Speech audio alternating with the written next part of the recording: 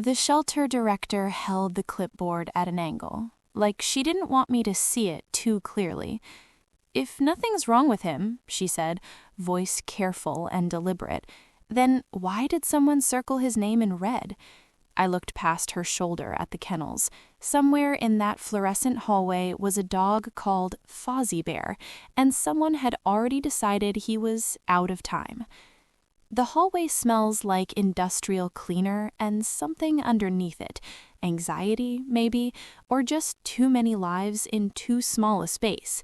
It's a Thursday morning in January, and I'm not supposed to be here. I came to drop off old towels. That's it, just towels. But now I'm standing in front of Kennel 23, and there's this dog.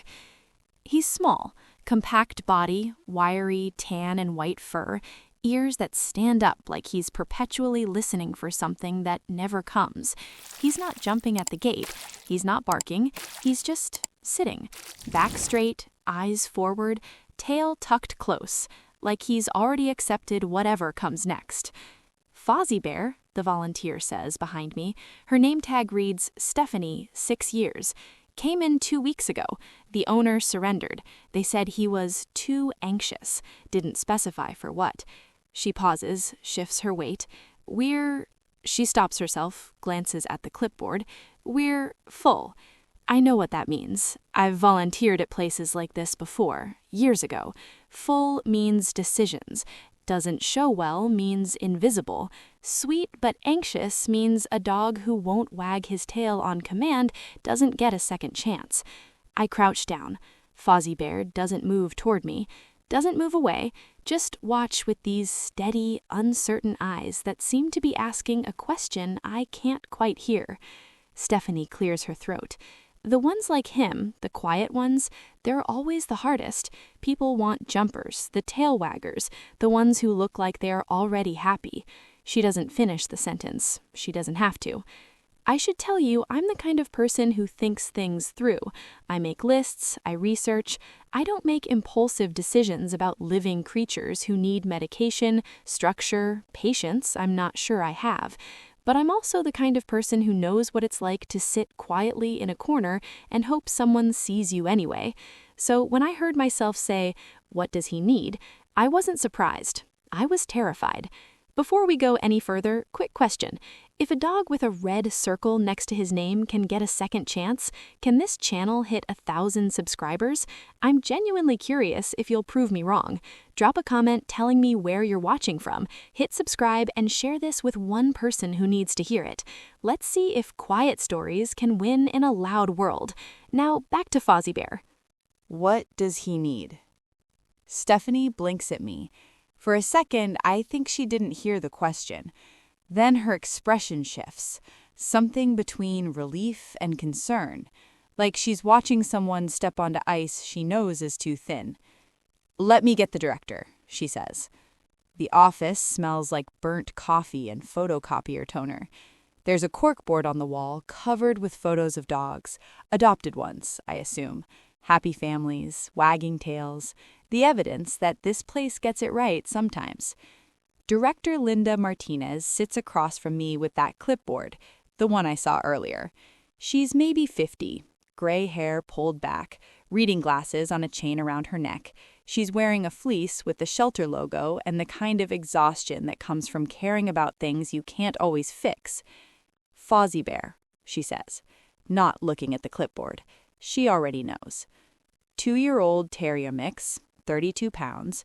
The owner surrendered. The family said he was anxious, barking when they left, pacing at night, wouldn't settle. I nod. Standard stuff. Fixable stuff. They tried a trainer for 2 weeks. Didn't work.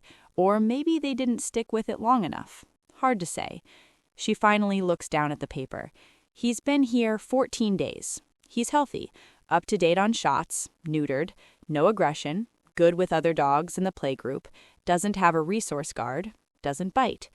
So what's the problem? Linda takes off her glasses, rubs the bridge of her nose. The problem is he doesn't perform. I wait. When people walk through, he sits in the back of his kennel, doesn't come to the front, don't wag, doesn't make eye contact. He just watches. And people, they want enthusiasm. They want a dog who's excited to see them, who acts like they're already in love. She puts her glasses back on. Fozzybear doesn't do that. Maybe he's scared? Maybe, probably. But we have 43 dogs right now, and space for 30. We're getting calls every day about surrenders, strays, seizures from neglect cases. Her voice doesn't rise. Don't get defensive, just stating facts. We do our best to give every dog time, but the ones who don't show well, the shut-down ones, the older ones, the anxious ones, they're always the last to get adopted, if they get adopted at all. The corkboard photos feel different now. Not evidence of success, evidence of selection. How long does he have? Her jaw tightens, just slightly. We don't put dogs down on a schedule. We assess behavior, health, length of stay, kennel space. But if I'm being honest with you, Mr. Smith, dogs like Fozzybear, the quiet ones with anxiety on their intake forms, don't usually make it past 3 weeks. 14 days. He's been here 14 days. Can I meet him? Properly, I mean, not through the kennel. She studies my face the way Stephanie did, like she's calculating something. Yard 3 is open. I'll have someone bring him out. The yard is small, maybe 20 by 30 feet, chain link fence, patchy grass, a few toys nobody's playing with. There's a bench against the back fence. I sit. The door opens. Stephanie comes out first, and then Fozzybear on a frayed blue leash. She walks him to the center of the yard, unclips him, and steps back toward the building. "I'll be right inside if you need anything," she says. The door clicks shut. Fozzybear stands exactly where she left him. Don't explore, don't sniff, just stands there, ears up, eyes scanning like he's trying to figure out the rules of a game nobody explained. I don't move. Don't call him, don't make kissy noises or pat my knees. I just sit. His tail is still. Not tucked, not wagging, neutral. His breathing is quick. I can see his ribs expand and contract under that wiry coat. One ear swivels toward a sound I can't hear. A car door, maybe. Someone's voice in the parking lot. 30 seconds pass. A minute. Then he takes 3 steps toward me. Stops. Sits. His eyes meet mine for the first time. Not pleading, not desperate, just present. Like he's saying, "This is what I am. Is that enough?" My chest tightens in a way I wasn't expecting. I've seen anxious dogs before. The ones that pace and pant and tremble. The ones that can't stop moving because stopping means feeling everything they're trying to outrun. Fozzybear isn't that. He's the kind of anxious that's learned to go still, to make himself small, to wait quietly and hope that being good enough, calm enough, invisible enough, will keep him safe. I know that kind of anxiety. I reach out my hand, palm down, and leave it resting on my knee. He looks at it, looks at my face, looks at the hand again. Then he stands, takes 2 more steps, and presses his nose against my fingers. Just once, soft, testing. I don't grab, don't pet, just let him decide. He sits down again, closer this time, close enough that if I moved my hand 6 inches, I could touch his head, but I don't. We sit like that for what feels like a long time, him breathing fast and watching everything, me trying to figure out what the hell I'm doing. When Stephanie opens the door 20 minutes later, Fozzybear's head is resting on my knee, and my hand is on his back, moving in slow circles. "Well," she says softly, smiling in a way that looks almost sad. That's the most relaxed I've ever seen him. I look down at this little dog who doesn't perform, doesn't beg, doesn't sell himself to strangers. What happens if no one takes him? Stephanie's smile fades. You'd have to ask Linda, but I already know the answer. I saw it on that clipboard. One name circled in red. Fozzybear shifts his head slightly, like he's trying to get more comfortable, like maybe for the first time in 2 weeks he feels something close to safe. And that's when I realized I didn't come here to drop off towels. I came here because somewhere, beneath all my careful logic and well-defended routines, I still know what it's like to sit quietly and hope someone notices you're worth the trouble. The question isn't whether Fozzybear needs me. The question is whether I'm strong enough to be what he needs, when I'm not even sure I'm strong enough for myself. Linda wants me to see the meet and greet area before I make any decisions. It's not that I'm discouraging you, she says as we walk back through the hallway. The barking is louder now. Afternoon feeding time approaching, energy rising. I just want you to understand what you'd be taking on. We passed kennel after kennel. A pit bull mix throwing himself at the gate, tail helicopter. A beagle doing that classic hound howl. A shepherd puppy doing play bows, front paws splayed, rear end up. All of them performing. All of them saying, "Pick me, pick me, pick me." This is where potential adopters spend time with dogs, Linda says, opening a door to a small room. Concrete floor, folding chairs, a basket of toys in the corner.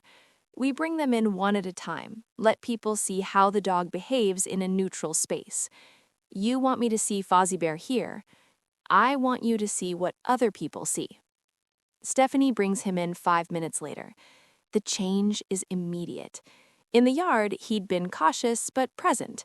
Here, with the fluorescent lights buzzing overhead and the echo of barking bleeding through the walls, he's somewhere else entirely.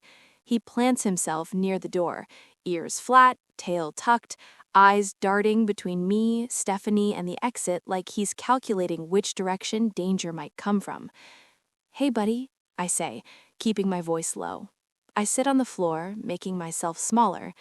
Nothing. I reach into the toy basket, pull out a rope toy, give it a little squeak.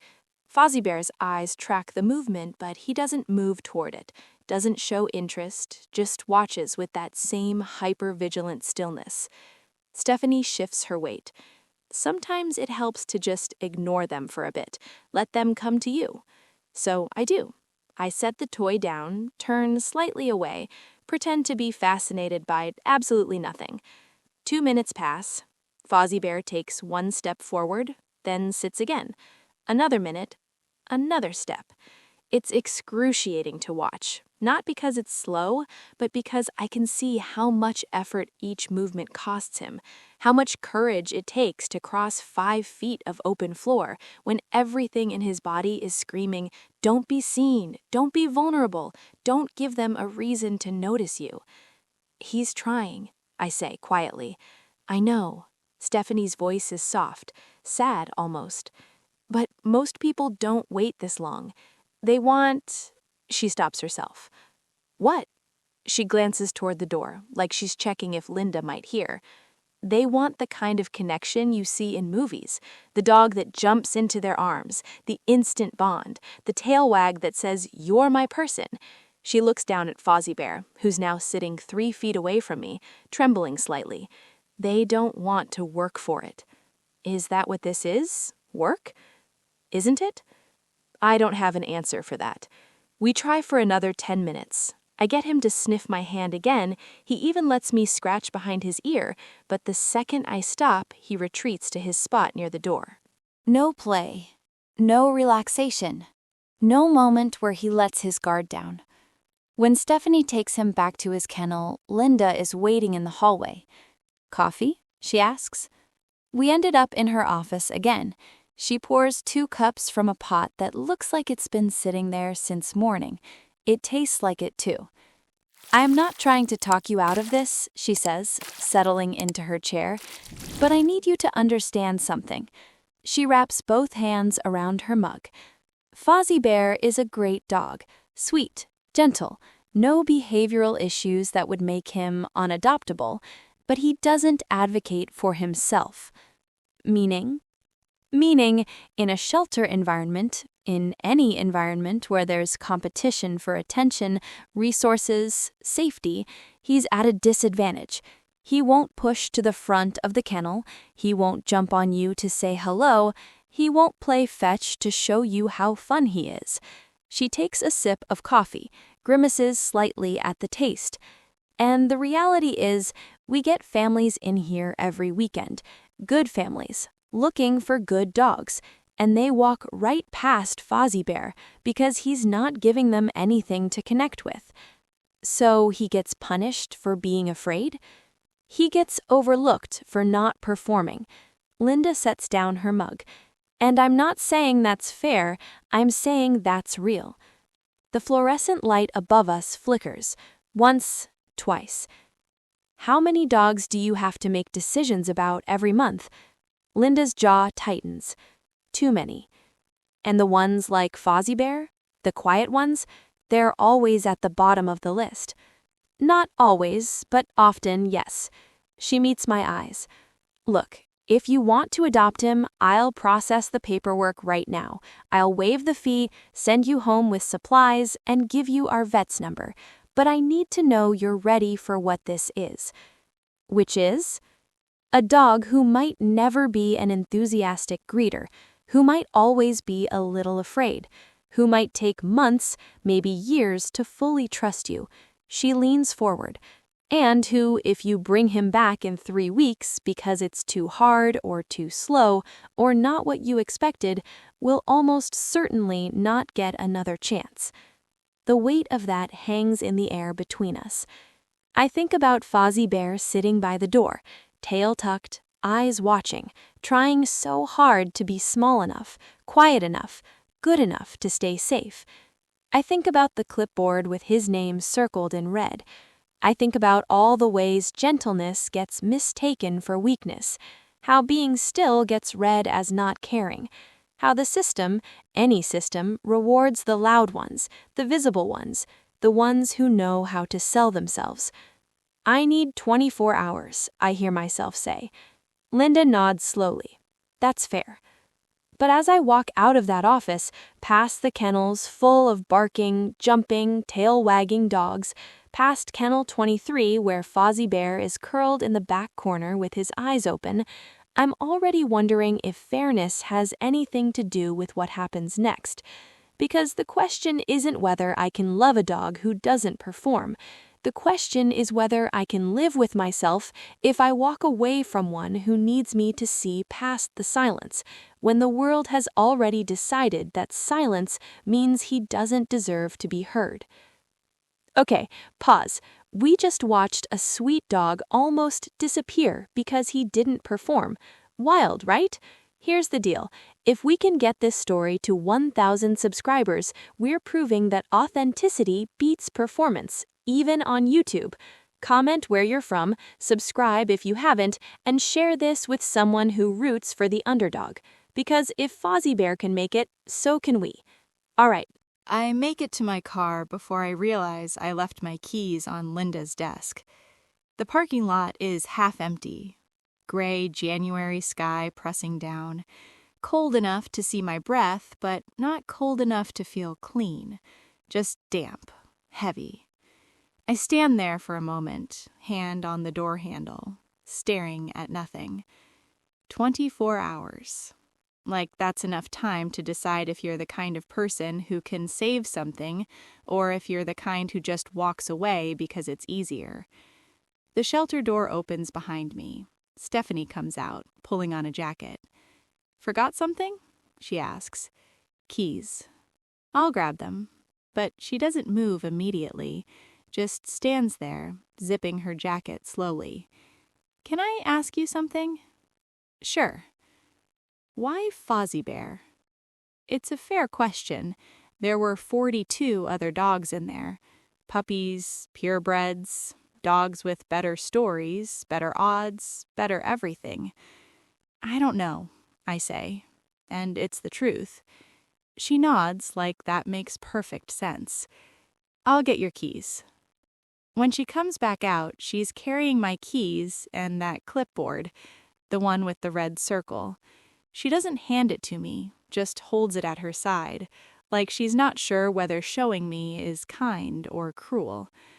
There's a date, she says quietly, next to his name. I don't ask what date. I don't need to. Monday. 4 days. 4 days for someone to see past the stillness and the fear and the complete absence of performance. 4 days for Fozzybear to become someone's enough. Does he know? The question sounds stupid as soon as I say it, but Stephanie doesn't laugh. I don't know, but I think... She stops. Start again. I think dogs like him feel everything. They just don't know how to show it in ways we recognize. A car pulls into the lot. A family. Mom, dad, 2 kids bouncing in the back seat. The kind of family that wants a golden retriever or a goofy lab mix. The kind of family Fozzybear will never charm. Stephanie watches them walk toward the entrance. You get used to it, she says, but her voice contradicts her words. The ones who don't make it. You have to, or you couldn't work here. Do you get used to it? She finally looks at me. Her eyes are tired in a way that has nothing to do with how much sleep she got last night. No, she says. You just get better at pretending. I should leave. I told Linda I needed 24 hours. I should go home, make a list, think rationally about whether I'm equipped to take on a dog with anxiety.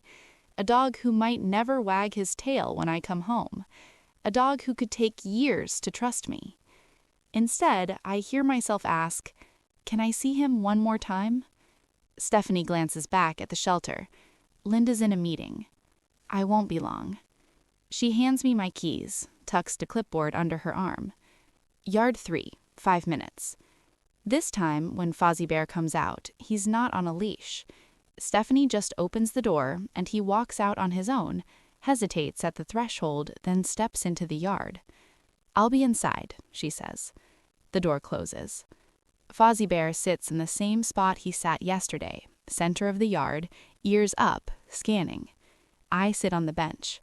We stay like that for a full minute, him watching the fence line, me watching him. Then he does something he didn't do before. He stands, walks a slow half circle around the perimeter, sniffs the corner where the fence meets the building, lifts his leg briefly, then moves on.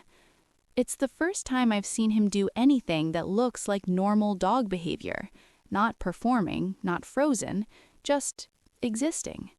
He completes the circle and sits again, this time closer to the bench. Maybe 6 feet away instead of 10. I lean forward, elbows on my knees. I don't know what I'm supposed to do here, I say out loud. Fozzybear's ears swivel toward my voice.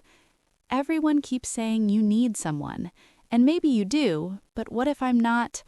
I stop, take a breath. What if I take you home and I'm not enough? What if I can't fix whatever's broken? He turns his head, look at me directly. And for just a second, I swear I see it, the question I've been asking myself reflected back. What if nothing's broken? What if this is just who I am? My throat tightens. I think about all the times I've sat quietly in rooms, waiting for someone to notice I had something to say. All the times I didn't advocate for myself, because I didn't know how, or because I'd learned that being small was safer than being seen. And I think about that date written next to his name, Monday. 4 days to prove you deserve to keep breathing. That's not fair, I whisper. Fozzybear stands, takes 3 steps toward me, sits again. Now he's close enough that I could reach out and touch him without leaning. Close enough that when our eyes meet, there's no performance, no plea, just presence, just a quiet, steady question. Are you going to see me, or are you going to look away? And I realize maybe kindness hasn't worked because kindness was never supposed to be a transaction. Maybe it's not about what changes. Maybe it's about what you're willing to hold, even when it doesn't get easier, even when it doesn't get fixed, even when the system tells you it's not worth it. But knowing that and actually doing it are 2 completely different things. And I still have no idea which kind of person I'm going to be when I walk out of this yard. There's one more place, Stephanie says when she opens the door to the yard, if you want. I stand, brushing dirt off my jeans. Fozzybear watches but doesn't move. What place? The quiet room, We use it for cats, mostly, sometimes for dogs who get overwhelmed in the main meet and greet area. She pauses. It's just quieter. The quiet room is at the end of a hallway I haven't been down before, away from the kennels, away from the barking and the fluorescent buzz and the constant soundtrack of need. Stephanie unlocks the door. Inside, it's small, maybe 10 by 10. Carpeted floor, worn but soft. One window with blinds pulled halfway down, letting in gray January light. A couple of cushions stacked in the corner. No toys, no distractions, just space. We don't advertise this room, Stephanie says, clipping a leash onto Fozzybear's collar. Most people want the full experience. They want to see how the dog plays, how energetic they are. But some dogs, she looks down at Fozzybear, some dogs just need quiet to show you who they really are. She leads him inside, unclips the leash. I'll be outside. Take your time. The door closes with a soft click. And just like that, the world gets smaller. Fozzybear stands in the center of the room. Same posture as always. Ears up, tail neutral, body tense. But something's different. His eyes aren't darting, aren't scanning for threats or exits or the next source of noise. They're just here. I lower myself to the floor, cross-legged, hands resting on my knees. I don't call him, don't reach out, don't make promises I'm not sure I can keep. I just sit. The heating vent clicks on. Warm air pushes through the register above the window. Outside, I can hear the muffled sound of a car door closing. Voices in the parking lot. Distant, disconnected. In here, it's just us and the sound of breathing. Fozzybear shifts his weight, left paw to right paw, a small movement but intentional.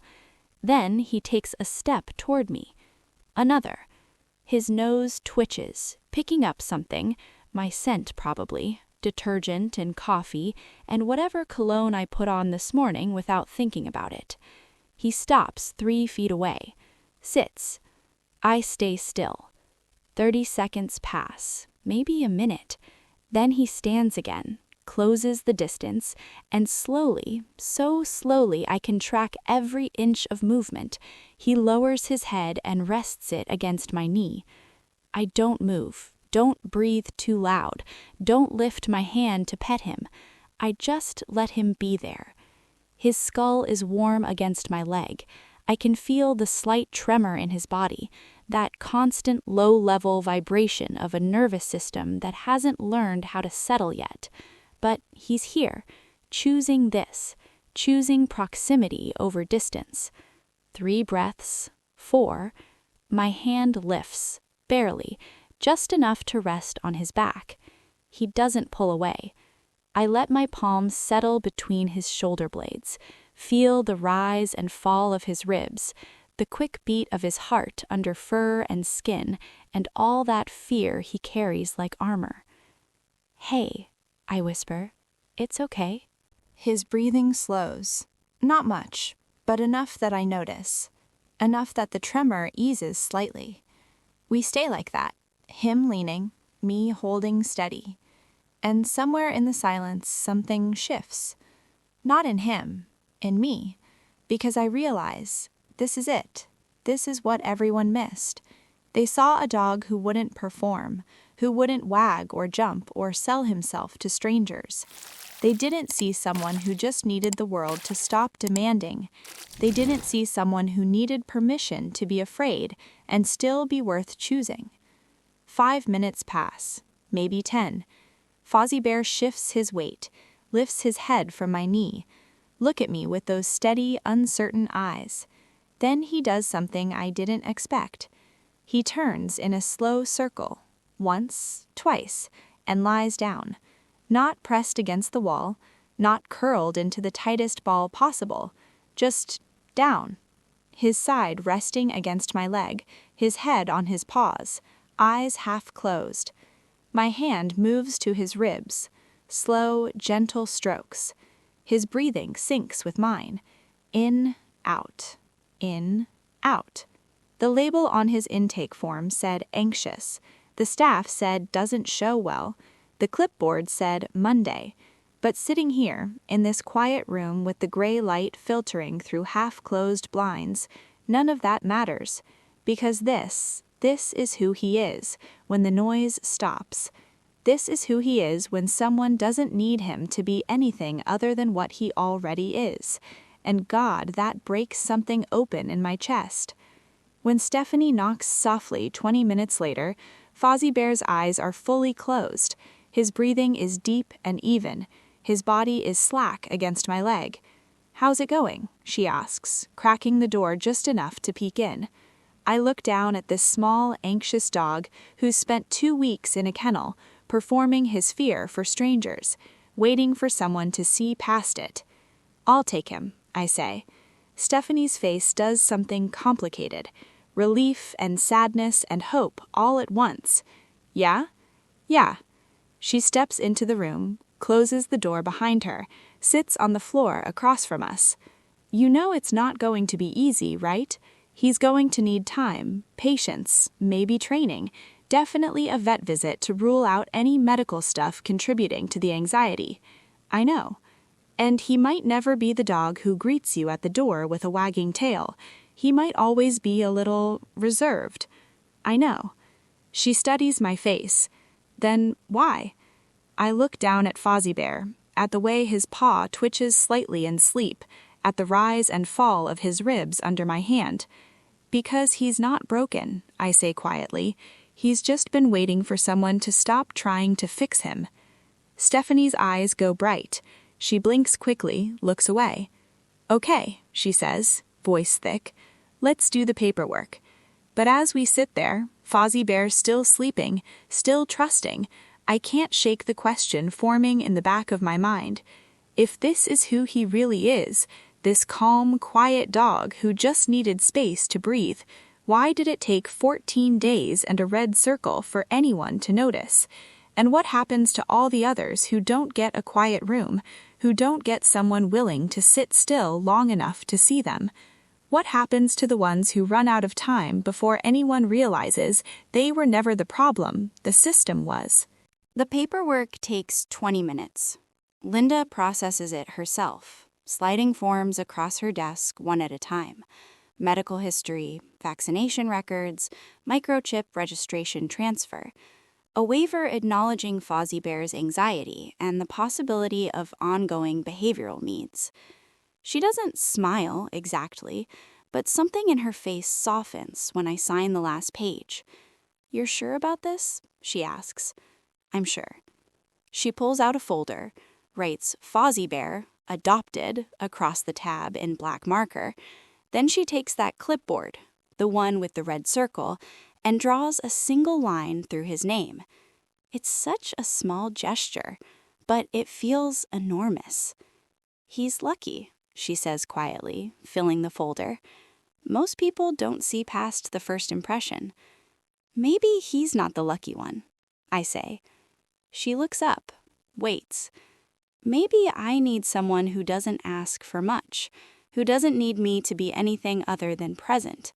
I glance toward the hallway, where Stephanie is gathering supplies, a leash, a collar, a small bag of the food Fozzybear's been eating. Linda sets down her pen, leans back in her chair. "You know what the hardest part of this job is?" she asks. "Saying no? Saying yes." She looks past me, toward the window where gray afternoon light filters through dusty blinds. Every dog we save means resources we can't give to the next one. Every adoption we approve is a gamble that the person won't bring them back in 3 weeks. And dogs like Fozzybear, she stops, starts again. Dogs like him, they're the biggest gamble of all. Because they don't make it easy. Because they don't show gratitude. She meets my eyes again. And people expect gratitude. They expect transformation. They expect the rescue story, where the dog immediately knows they've been saved and shows it. Fozzybear might never show it. No, he might not. We sit with that for a moment. Then she stands, extends her hand. Take care of him. I shake it. I will. Stephanie has everything ready when I come out. A new blue collar, soft nylon, not the frayed thing he's been wearing, a 6-foot leash, a small bag of kibble, a photocopied sheet with feeding instructions, and the shelter vet's contact information. He's been eating about 1.5 cups twice a day, she says, handing me the bag. But he might not eat much the first few days. Stress, new environment. It's normal. Okay. And he'll probably hide, under furniture, in closets, wherever he feels safest. Don't force him out. Just let him be. I will. She looks like she wants to say more. Instead, she just nods and walks toward the kennels. I follow. Kennel 23 is open when we get there. Fozzybear is sitting in his usual spot, back corner, watching. But when he sees me, something changes. His ears perk. His tail lifts slightly, not wagging, just up. Stephanie opens the gate. Come on, buddy, you're going home. He stands, walks to the front of the kennel without hesitation. She clips the leash onto his new collar, and he steps out into the hallway like he's been waiting for this moment all along. No fear, no resistance, just steady forward movement. We pass the other kennels. The pit bull, who was throwing himself at the gate earlier, barely glances at us. The beagle has stopped howling. The shepherd puppy is asleep in a pile of blankets. It's quieter now, late afternoon. The chaos of the day settled into something calmer. At the front desk, the volunteer who was working when I first arrived, Jennifer, the one who said I was either kind or about to learn a hard lesson, looks up from her computer. She sees Fozzybear on the leash, sees me holding the bag of supplies. Well, she says softly, look at that. Stephanie hands me the leash. He's all yours. I take it. The weight of it settles in my palm, nylon and metal, and the invisible thread of responsibility connecting me to this small, anxious dog who doesn't know how to sell himself. Thank you, I say, for the quiet room, for giving him time. Stephanie's eyes go bright again. Thank you for seeing him. The parking lot feels different now. Same gray sky, same cold air, same damp chill that never quite turns into something clean. But Fozzybear walks beside me without pulling, without dragging, without that tense, hyper-vigilant posture I've seen for the past 2 days. He's just walking. When we reach my car, I open the back door, spread out an old blanket I keep for hauling stuff from the hardware store. Up, I say, patting the seat. He hesitates, looks at the car, looks at me. Then he jumps in, circles once, lies down. I close the door gently, walk around to the driver's side. Before I get in, I glance back at the shelter. Through the glass door, I can see the hallway, the kennels, the bulletin board with photos of happy adoptions. And I think about all the dogs still in there, the ones who bark too much or not enough, the ones who are too old, too anxious, too scarred by whatever came before, the ones whose names might get circled in red because they don't know how to perform, don't know how to advocate, don't know how to be anything other than what they are. How many of them will get a quiet room? How many will get someone willing to sit still enough to see past the fear? How many chances disappear simply because they don't ask loudly enough? I get in the car, adjust the rear-view mirror. Fozzybear is lying on the blanket, head on his paws, eyes open, watching me. We're going home, I say. His tail thumps once against the seat. Just once, but it's enough. I start the engine, pull out of the parking lot, and drive toward whatever comes next, knowing that I didn't save Fozzybear. I just finally stopped asking him to be something he wasn't. And maybe that's the point. Maybe being seen isn't about transformation or gratitude or proving you were worth the risk. Maybe it's just about someone deciding that who you already are, quiet, afraid, imperfect, is exactly enough, even when the world has spent 14 days trying to convince you otherwise. So, Fozzybear got seen, but how many others didn't? Here's my challenge. Help this channel reach 1,000 subscribers so we can keep telling stories about the overlooked ones, dogs, people, moments that don't scream for attention. Comment your location below, subscribe, and share this with someone who needs a reminder that quiet strength matters. Let's make some noise for the quiet ones. Thanks for being here.